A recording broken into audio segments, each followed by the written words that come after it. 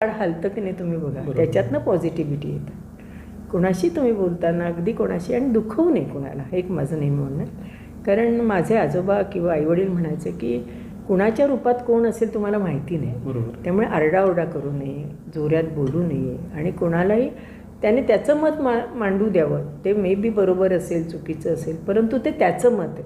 त्यावेळेला तुम्ही शांत बसा, ते ऐकून घ्या.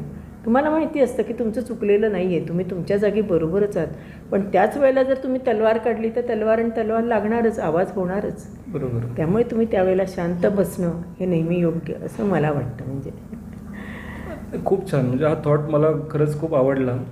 कारण शब्दाने शब्द वाढतो असं आपण नेहमी म्हणतो. त्यावेळेस जर आपण संयम ठेवला, थोडंसं मौन बाळगलं, तर मला असं वाटतं ते तुमचा दुबळेपणा नाही आहे. नाही, खूप लोकांचा असा एक समज असतो की मी जर काही बोललो नाही तर याचा अर्थ तो दुबळेपणा आहे. हो. आणि मग तिथे सगळ्या गोष्टी थोड्याशा ह्या होतात.